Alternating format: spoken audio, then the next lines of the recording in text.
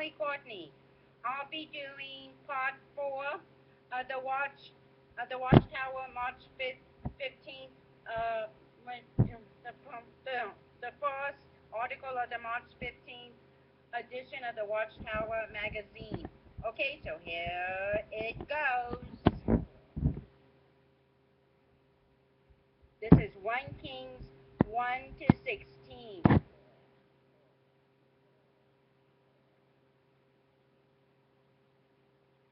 Chapter 21. And it came about after these things that there was a vineyard that happened to belong to Naboth the Jezreelite, which was in Jezreel, beside the palace of Ahab, the king of Samaria. So Ahab spoke to Naboth, saying, Do give me your vineyard, that it may serve as a garden of vegetables to me, for it is close by my house. And let me give you in place of it a vineyard better than it. Or if it is good in your eyes, I will give you money as the price of this. But Naboth said to Ahab, It is unthinkable on my part from Jehovah's standpoint for me to give the hereditary possession of my forefathers to you.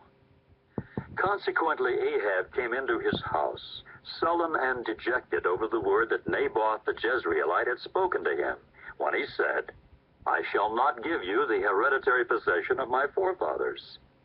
Then he lay down upon his couch and kept his face turned, and he did not eat bread. Finally, Jezebel, his wife, came into him and spoke to him. Why is it that your spirit is sad, and you are not eating bread? And that he spoke to her, Because I proceeded to speak to Naboth the Jezreelite, and say to him, Do give me your vineyard for money, or if you prefer, let me give you another vineyard in place of it. But he said, I shall not give you my vineyard. Then Jezebel his wife said to him, Is it you that now exercise the kingship over Israel? Rise up, eat bread, and let your heart be merry. I myself shall give you the vineyard of Naboth the Jezreelite. Accordingly she wrote letters in Ahab's name, and sealed them with his seal, and sent the letters to the older men and the nobles that were in his city dwelling with Naboth. But she wrote in the letters, saying, Proclaim a fast, and have Naboth sit at the head of the people. And make 2 men, good-for-nothing fellows, sit in front of him, and let them bear witness against him, saying, You have cursed God and the king. And bring him out, and stone him, that he may die. So the men of his city, the older men and the nobles that were dwelling in his city, did just as Jezebel had sent to them, just as it was written in the letters that she had sent to them. They proclaimed a fast, and had Naboth sit at the head of the people. Then 2 of the men, good-for-nothing fellows, came in and sat down in front of him. And the good-for-nothing men began to bear witness against him, that is Naboth, in front of the people, saying, Naboth has cursed God and the king. After that they brought him out to the outskirts of the city, and stoned him with stones, so that he died. They now sent to Jezebel, saying, Naboth has been stoned so that he is dead. And it came about that as soon as Jezebel heard that Naboth had been stoned so that he died, Jezebel immediately said to Ahab, Rise up, take possession of the vineyard of Naboth the Jezreelite, which he refused to give you for money, for Naboth is no longer alive, but dead. And it came about that as soon as Ahab heard that Naboth was dead, Ahab at once rose up to go down to the vineyard of Naboth the Jezreelite, to take possession of it. Okay. Back in 1932, that account was explained as a prophet drama. Ahab and Jezebel was said to picture Satan and his organization, and NABOTH pictured Jesus. NABOTH podcast his death and was prophet of Jesus' execution decades later, though, in the book Let Your Name Be Sacrificed, published in 1961. NABOTH was said to picture the anointed, and Jezebel was Christendom. Hence, NABOTH practices persecution at Jezebel's hands pictured the persecution of the anointed doing.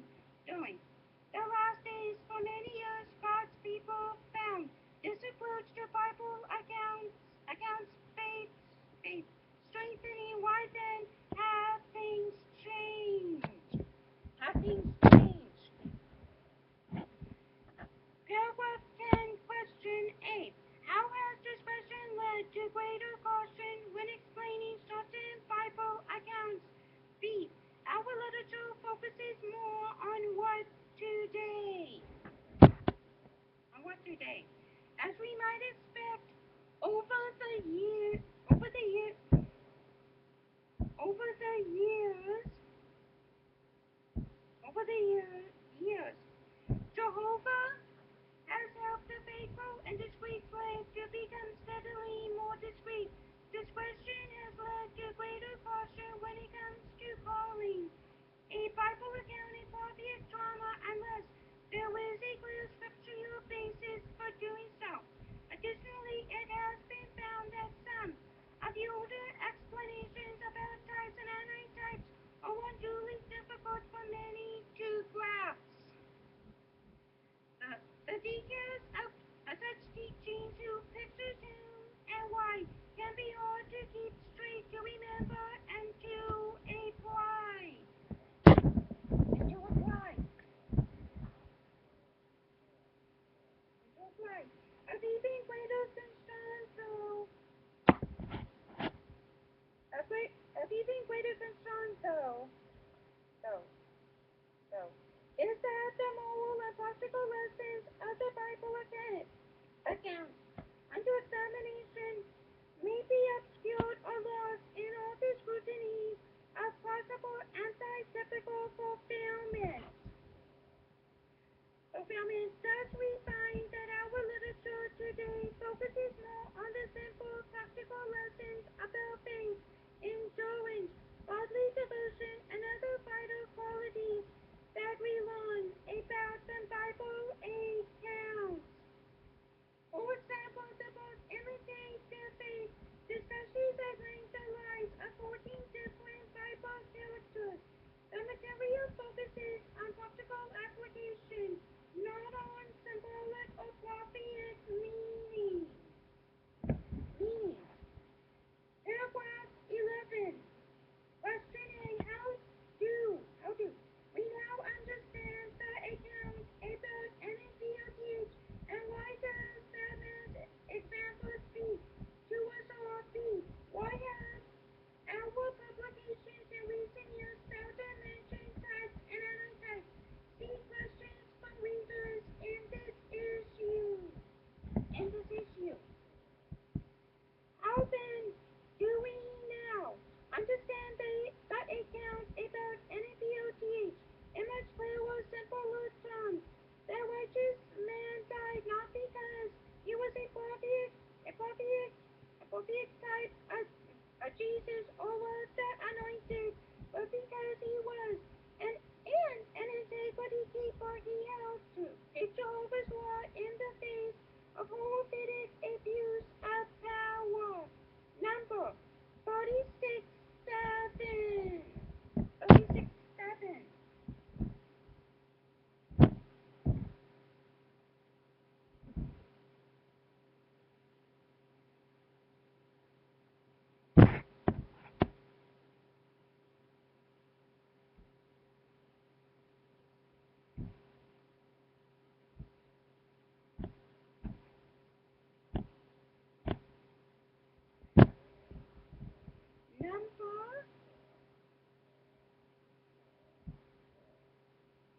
Number 36.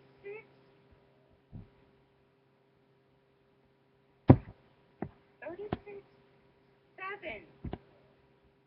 7. And no inheritance of the sons of Israel to circulate from tribe to tribe, because the sons of Israel should flee, each one, to the inheritance of the tribe of his forefathers. 1 Kings 21:3.